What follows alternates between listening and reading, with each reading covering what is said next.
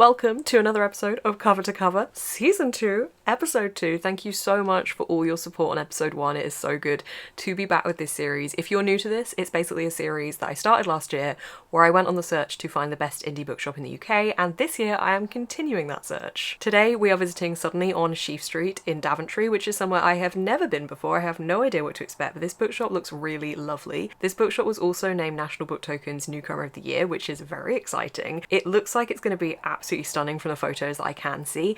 The building that the bookshop is based in is from the 16th century. It spreads across 2 floors, and not only do they sell books, but they also sell yarn and stationery. I'm a little bit of a stationery nerd, so I'm pretty excited about this edition. I am, of course, going to be bringing with me my National Book Tokens gift card. This is the beautiful book lovers design. National Book Tokens do sponsor this series. National Book Tokens can be spent in bookshops across the UK and Ireland, from WH Smith to WATERSTONES. They can also be spent in hundreds of indies across the country as well, such as Suddenly on Sheaf Street. I've got my National Book Tokens gift card to bring with me. I'm going to be buying some books today. I have no idea what kind of books that I want to pick up. I always ask for a bookseller recommendation and read that book in this vlog, so I'll be doing that, of course, but I've been feeling a little bit slumpy at the moment, so I want to try and find some stuff that makes me feel really excited and something I really want to pick up. I'm also, of course, going to be talking about the book selection, the shop layout, and the atmosphere. Let's head to Daventry and visit Suddenly on Sheaf Street.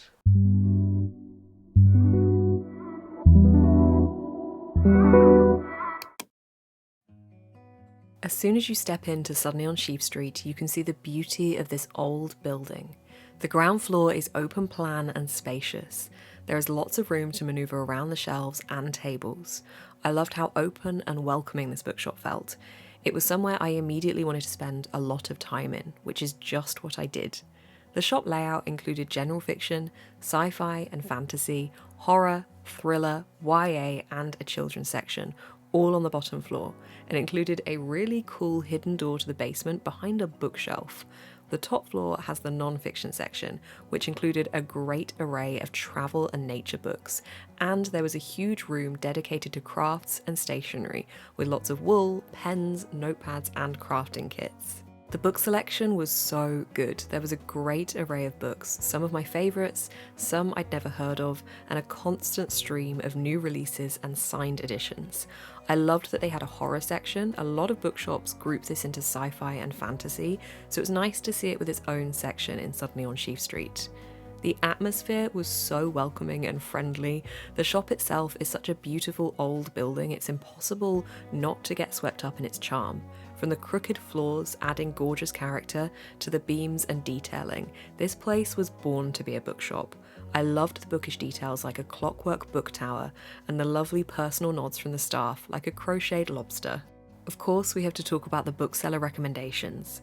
These booksellers know what they're talking about, and they have so many brilliant recommendations.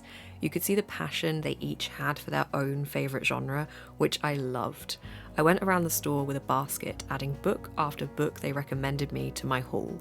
I asked for books that were exciting and fun and would bring me out of a slump, and they did such a good job delivering. I can't emphasise enough how lovely they were. They went out of their way to make me feel welcome, and it didn't go amiss. This bookshop had it all. Lovely items like Yoshi goods, gifting items like craft kits, so many great books, and the best booksellers. Suddenly on Sheaf Street has quickly become one of my favourite bookshops. I love it.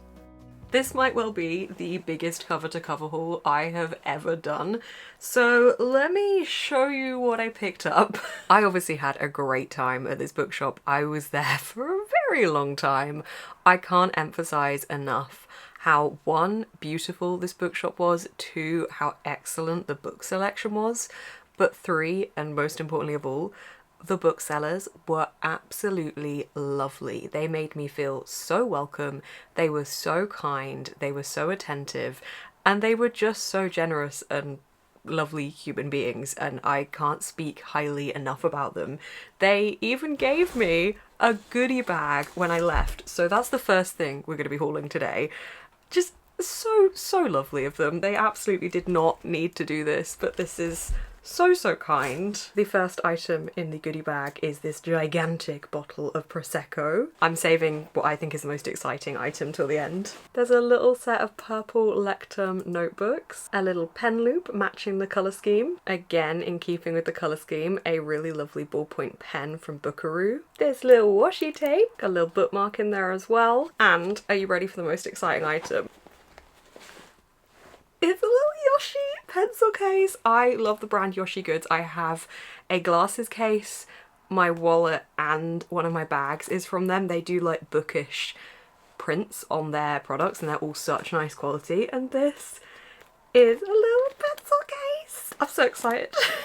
I could put all my little goodies in it. Obviously I will take that out of the packaging, but thank you so much, Suddenly on Sheaf Street, for making me feel so welcome and for putting together such a lovely little goodie bag for me. It is so appreciated and makes me very happy and very smiley, so thank you so much. Okay, that was the goodie bag. Let's go into the massive stack of books and other things that I bought. I don't know where to put all of this. Okay, we're gonna leave that there. The first book is one that I didn't actually realise was out yet, so I was pretty excited once I learnt that it was. This is the sequel to The Daughters of Istahar, which I really enjoyed last year. This is The Weavers of Al-Maqsa by Hadir Elsbey. I'm definitely gonna need a refresher on how the first book ended, but this is book 2 and it's continuing on from those events.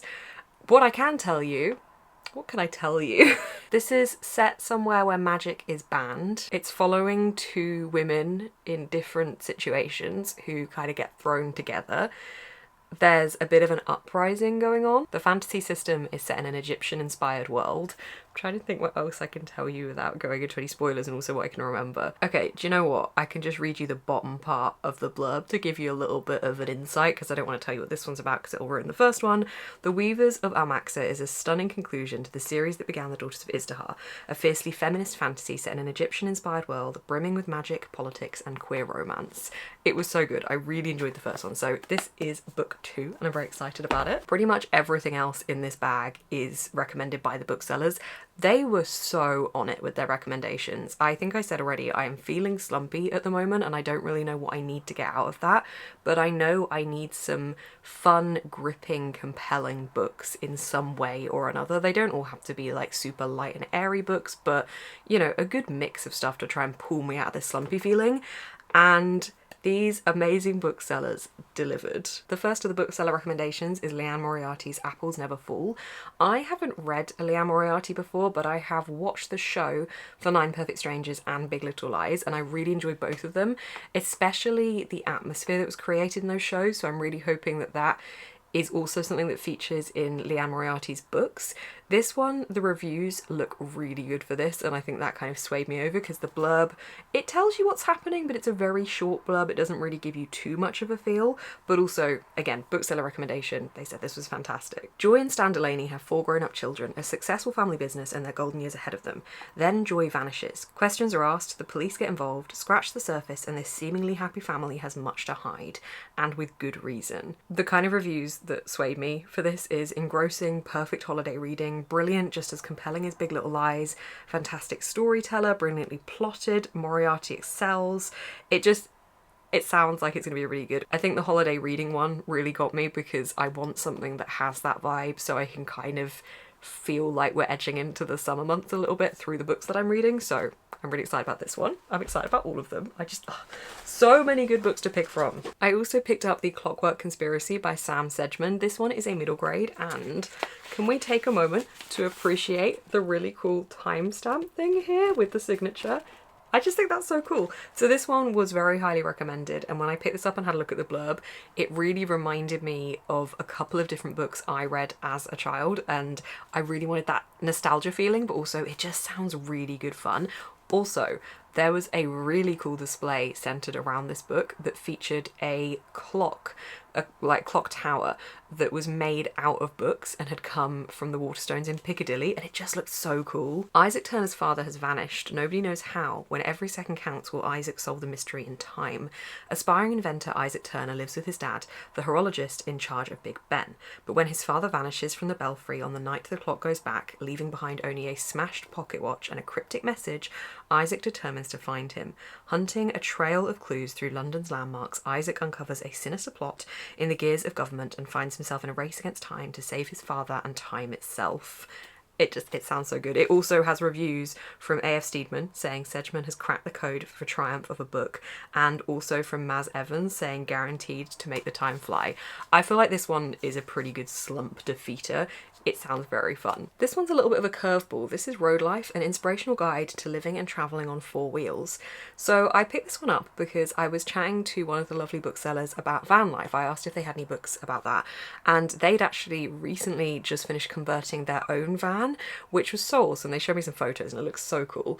And we chatted about this book a little bit. So this is a bit of an anthology mashup of lots of different people's experiences with van life, lots of different photos, lots of different vans, with tips and tricks and just general conversations and interviews about their experience of van life. The reason this is of interest to me is because I love the idea of van life so much. It's probably the YouTube videos I gravitate towards the most. I love following creators who travel a lot and travel specifically in vans.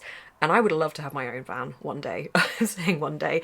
I certainly don't think it's going to happen anytime soon because it is not cheap to do. And it's definitely not my #1 priority at the moment. But somewhere in the pipeline of my future dreams, I would love to do that so much. And every time I'm looking on YouTube videos or I'm scrolling through Pinterest and I'm seeing van stuff, it just makes me want it even more. And I thought if I got this book, I'd be able to have a little scroll through and be able to live vicariously through the stories in this book. And it's just a nice thing to kind of remind me that that is a dream of mine and something that I really want to be able to do one day. So I got this one. The first book that I was recommended when I was saying that I was feeling a little bit slumpy at the moment, I wasn't really sure what I wanted to pick up, was The Murder After the Night Before by Katie Brent. Loads of the different booksellers recommended this one, so this one has come highly recommended. Something bad happened last night. I've woken up with the hangover from hell, a stranger in my bed, and I've gone viral for the worst reasons. But I can't remember a thing.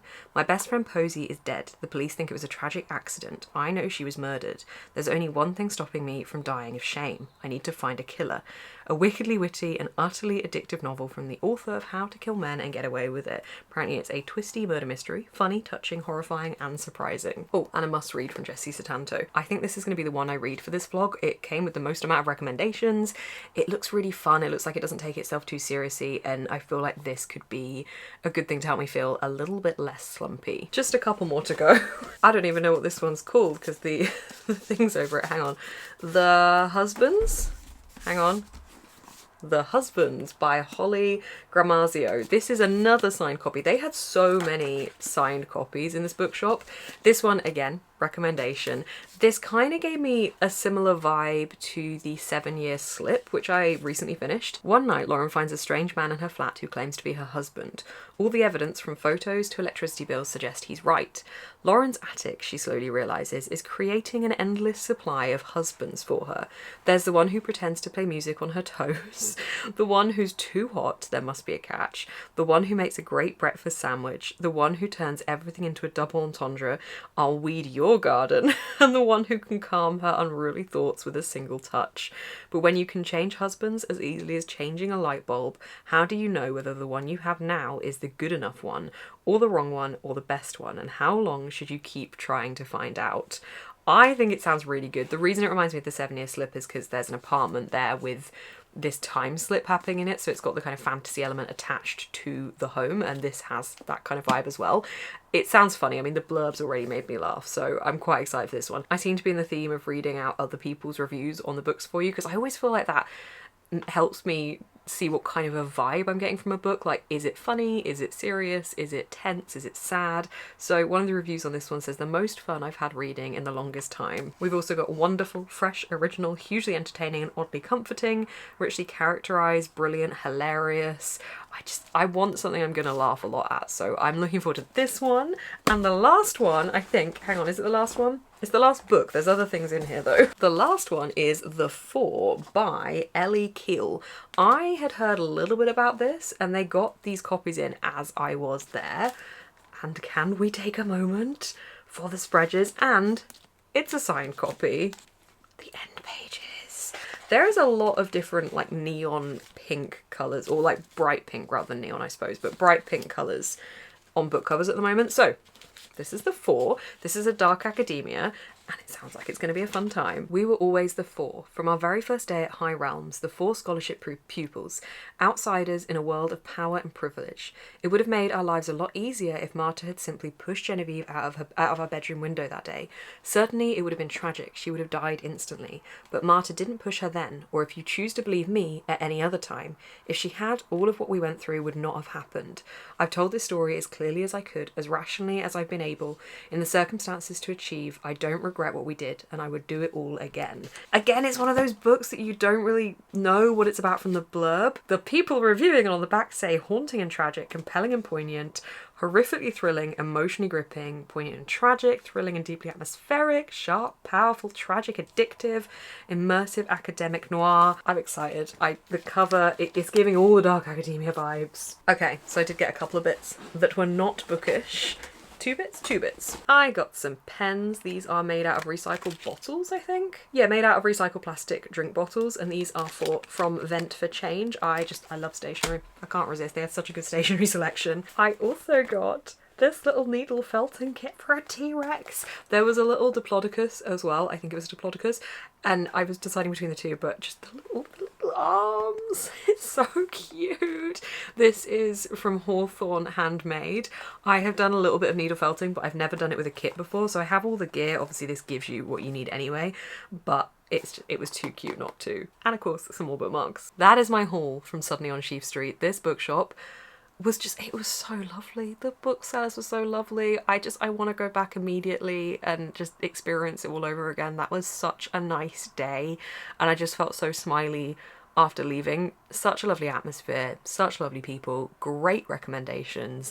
I am so excited about all of these books. As I said, this is the book that I'm going to be reading for the rest of this vlog, so I'm probably going to start this over the weekend, and I will let you know my thoughts and feelings once I've finished it. Also, a massive thank you to National Book Tokens for enabling me to come home from this bookshop with so many books with the help of my National Book Tokens gift card. I've finished this book. I am not going to say I'm on my reading slump, but this was a great contributor to getting me a step further. This was very fun. It started off very funny. Twice on the first page I laughed out loud, so I feel like the tone was immediately there for me. The main character has quite a dry sense of humour and wit about her, which I really enjoyed reading about. She was a really good character to read about, and in fact a lot of these characters were really interestingly done, and the way they were done just kept me constantly guessing about their motives, which I really enjoyed. Where it started humorous, it very quickly had a more serious tone for one of the themes. There was a theme of slut-shaming, and the conversation there of the sexism that surrounds slut-shaming and how the character was dealing with what was happening, as well as all this other stuff going on, because this is a murder mystery with these other things happening. It was just done in such a brilliantly gripping way. I kept thinking about it when I wasn't reading it, which I think is always the sign of a great book. I had no idea where it was going, and I thought I did know where it was going, and it just kept throwing me in different directions. And I liked that, because at one point I was like, oh, is this just going to be like really predictable? And it turns out that everything that ends up happening you just don't know what direction you're heading in. You think you know, then you don't think you know, then you think you know, and I'm not going to say anything about where it goes, but I had a really good time with this. And even though you were reading about something quite dark, it still didn't feel like a dark reading experience. It was balanced very well, I think. I had a great time with it. 4 out of 5 stars. Fantastic recommendation. I will be buying the other book, I've forgotten the name of, How to Kill Men and Get Away with It, also by Katie Brent. So thank you so much to the lovely booksellers at Suddenly on Sheaf Street for recommending me this. It hit the spot perfectly, and I had such a good time reading it. This does end episode 2 of Cover to Cover. I have had such a good time visiting Suddenly on Sheaf Street. It is such a lovely bookshop. The booksellers, so lovely, and I'm so excited about all the books I bought. And of course, this was a fantastic recommendation. Thank you so much, Suddenly on Sheaf Street, for having me. And as always, a massive thank you to National Book Tokens for sponsoring this video. If you would like to find out anything more about them, you can find a link down below. Thank you so much for watching. I will see you in the next one.